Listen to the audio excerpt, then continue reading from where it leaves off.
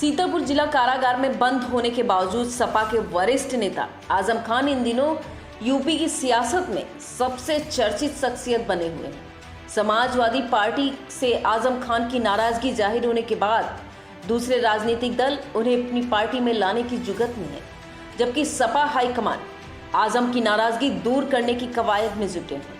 आजम खान और समाजवादी पार्टी के बीच गहरी होती खाई की खबरें सोशल मीडिया पर खासा सुर्खियों में हैं। इन खबरों को लेकर सीतापुर की बिस्वा विधानसभा क्षेत्र से सपा प्रत्याशी रहे अफजाल कौसर ने विरोध जताया। रविवार को पत्रकार वार्ता में अफजाल कौसर ने आजम खान के मामले को लेकर भाजपा सरकार पर गंभीर आरोप भी लगाए। अफजाल ने कहा कि आजम खान सरीखे वरिष्ठ नेता को जेल में बी कैटेगरी की व्यवस्था न देकर जमीन पर चटाई पर सोने पर मजबूर किया जा रहा है। सोशल मीडिया पर सपा व आजम खान के संबंधों पर हो रही चर्चा पर उन्होंने कहा कि समाजवादी पार्टी हमेशा आजम खान के साथ है और रहेगी। वो सपा परिवार का अहम हिस्सा है। उन्होंने कहा कि बीते दिनों जब कुछ सपा नेता आजम खान से मिलने सीतापुर जेल गए थे तब वो बीमार थे, इसलिए मिलने से मना कर दिया था। आजम खान व सपा के बीच कोई मतभेद नहीं है। सपा के राष्ट्रीय अध्यक्ष अखिलेश यादव ने हमेशा ही आजम खान को तरजीह दी है। जब भाजपा ने उन पर मुकदमे लिखवाए, उन्हें जेल भिजवाया, तब भी अखिलेश यादव ने रामपुर से लेकर लखनऊ तक साइकिल यात्रा के जरिए विरोध प्रकट किया। उन्होंने कहा कि जिस तरह 2022 के विधानसभा चुनाव में सपा को 27 से बढ़कर 36% वोट मिला है, जिससे भाजपा बौखलाई हुई है। आगामी 2024 के लोकसभा चुनाव में उसे अपनी हार नजर आ रही है। अफजाल की प्रेस कॉन्फ्रेंस इस मायने से भी खास हो जाती है कि इन दिनों आजम के मामले को लेकर कई मुस्लिम नेता सपा का साथ छोड़ रहे हैं। तमाम मुस्लिम नेताओं ने इस्तीफे भी दिए हैं। ऐसे में अफजाल कौसर की आजम खान व सपा के बीच गहराती खाई की खबरों को नकारने के लिए आयोजित प्रेस वार्ता और उसमें मौजूद पूर्व जिला अध्यक्ष समीम कौसर सिद्दीकी, जिला सचिव व विधानसभा प्रभारी कय्यूम कुरैशी, वरिष्ठ सपा नेता सब्बीर, जाहिद अंसारी, हसीब अंसारी, रिंकल जोशी आदि का मौजूद रहना इसे बेहद खास बना देता है। अफजाल कौसर ने आजम खान की समाजवादी पार्टी के हाईकमान से चल रही नाराजगी की खबरों पर क्या कुछ कहा, आप भी सुनिए। बनाने में जो महत्वपूर्ण लोग रहे हैं उनमें सबसे महत्वपूर्ण नाम आली जनाब मोहम्मद आजम खान साहब का है। मोहम्मद आजम खान साहब नेताजी के वो साथी रहे हैं जिन्होंने कभी भी नेताजी का साथ नहीं छोड़ा है और नेताजी के हर फैसले में वो शामिल रहे। मुझे बहुत अच्छी तरीके से याद है कि 2012 में जब समाजवादी पार्टी को बहुमत मिला तो पार्टी ऑफिस में जब मीटिंग हुई विधानमंडल दल की, उसमें नेता के नाम पर कि नेता कौन बने, मुख्यमंत्री कौन बनेगा, ये माननीय राष्ट्रीय अध्यक्ष श्री अखिलेश यादव जी का नाम अगर किसी ने प्रपोज किया था, प्रस्ताव रखा था, तो आजम खान साहब। आजम खान साहब के बारे में और नेताजी के बारे में या इस परिवार के बारे में जो हमारे मुखिया हैं आदरणीय राष्ट्रीय अध्यक्ष श्री अखिलेश यादव जी, संरक्षक माननीय मुलायम सिंह यादव जी, उन दोनों के बारे में कुछ लोग सोशल मीडिया पे उल्टी सीधी खबरें उड़ा रहे हैं। और खबरें ये उड़ा रहे हैं कि आजम साहब नाराज हैं या समाजवादी पार्टी ने मदद नहीं की, इस तरह की। और वो लोग जो उड़ा रहे हैं वो लोग जान भी रहे हैं ये भारतीय जनता पार्टी जो हम लोगों को 36% वोट मिला है 2022 के चुनाव में, तो उसमें भारतीय जनता पार्टी को बहुत बड़ा धचका लगा है।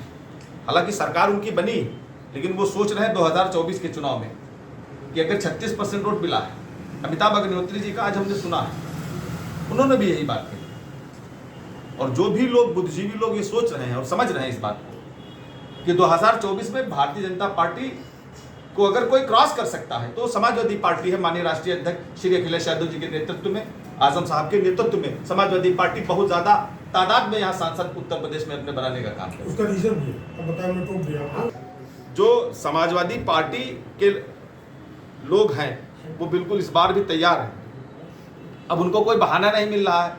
पहले आप ये समझिए कि वो लोग प्रायोजित तरीके से सोशल मीडिया पे या मीडिया में ये खबरें उड़ाते हैं, कहीं बताते हैं कि चाचा नाराज हैं, कहीं बताते हैं कि चच्चा नाराज हैं, जबकि कोई कहीं नाराज नहीं। माननीय राष्ट्रीय अध्यक्ष जी का जो स्वभाव है, माननीय राष्ट्रीय अध्यक्ष जी का जो मुस्कुराता हुआ चेहरा है और जो उनके काम है और जितना वो सम्मान लोगों को देते हैं, उनसे कोई नाराज नहीं।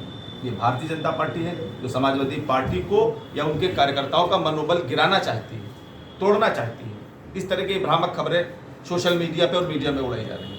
आजम साहब यहाँ सीतापुर जेल में हैं, 88 से ज़्यादा मुकदमे उनके ऊपर हैं। जिस दिन आजम साहब जेल में आए हैं सीतापुर, पहले दिन माननीय राष्ट्रीय अध्यक्ष पूर्व मुख्यमंत्री श्री अखिलेश यादव जी यहाँ आए थे, मैं साथ में था।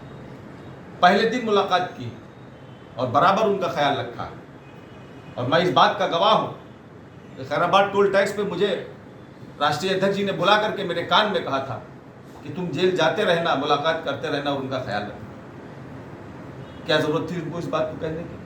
लेकिन वो जानते हैं कि आजम साहब समाजवादी पार्टी की रूह है, ताकत है। समाजवादी पार्टी को बनाने का काम उन्होंने किया, नेताजी ने और बहुत से साथियों ने, जिनमें मुख्तार अनीस साहब भी हमारे रहे। तो किसी पुराने का या कभी जो बुजुर्ग लोग हैं, कभी माननीय राष्ट्रीय अध्यक्ष उनका अपमान नहीं करते और हमेशा उनका सबका सम्मान किया है। और सम्मान का ही नतीजा है कि उत्तर प्रदेश में 47 सीटें थी हमारी 2017 में, और आप अंदाजा लगाइए परसेंटेज ऑफ वोट 36% वोट हमको मिला है। 5 लाख अगर वोट हमको और मिल जाता तो बहुमत की सरकार हमारी। भारतीय जनता पार्टी इसलिए डरी हुई है और 2024 का चुनाव उसकी निगाह में, वो जान रही है इस बात कि समाजवादी पार्टी का मनोबल गिरा दीजिए, आपस में लड़ा दीजिए, जो इनका पहले से चाल चरित्र चेहरा रहा। परिवार में झगड़ा लगाने का काम अगर कोई करना चाहता है या जानता है अच्छे तरीके से, तो भारतीय जनता पार्टी जानती है। तो ये बात कर रहे हैं। अब आप अभी कल डेट लगी थी आजम साहब की सुप्रीम कोर्ट में, 4 मई फिर से डेट हो गई। हम लोग तो बड़ी दुआएं कर रहे थे, बड़ी उम्मीद थी कि हमारे नेता पार्टी के निकल के आएंगे और ईद सबके साथ में मनाएंगे। लेकिन भारतीय जनता पार्टी सिर्फ गुमराह करने का काम कर रही है, लोगों में भ्रम पैदा करने का काम कर रही है। इसलिए हम कहना चाहते हैं कि पूरी समाजवादी पार्टी, माननीय राष्ट्रीय अध्यक्ष और पूरी समाजवादी पार्टी आजम साहब के साथ थी, आजम साहब के साथ है और आजम साहब के साथ रहेगी। कहीं कहीं सब लोग एक हैं और सब आजम साहब के साथ हैं। बहुत सी बातें हैं जो हम भी नहीं जानते, जो उनके परिवार, आजम साहब का परिवार और नेताजी का परिवार एक परिवार है। वो परिवार एक है, उसके बारे में हम लोग भी नहीं जानते हैं।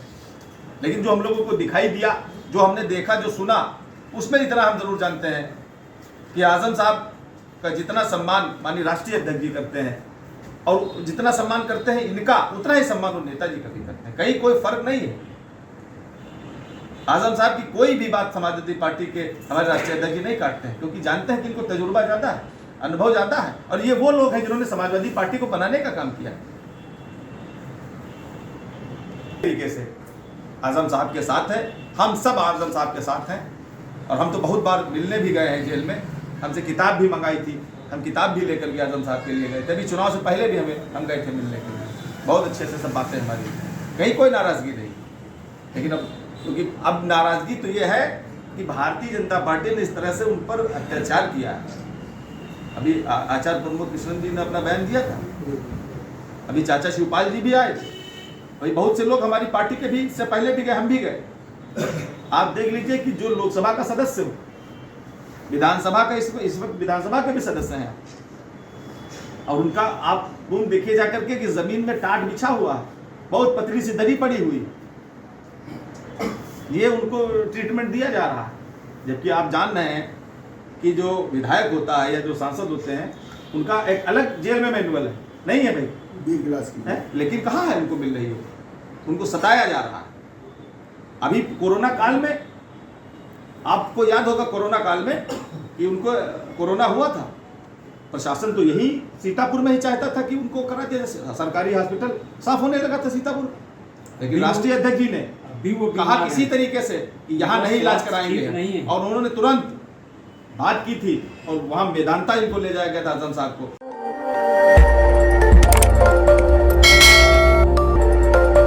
खबर आपकी, नजर हमारी। देखते रहिए आई इंडिया।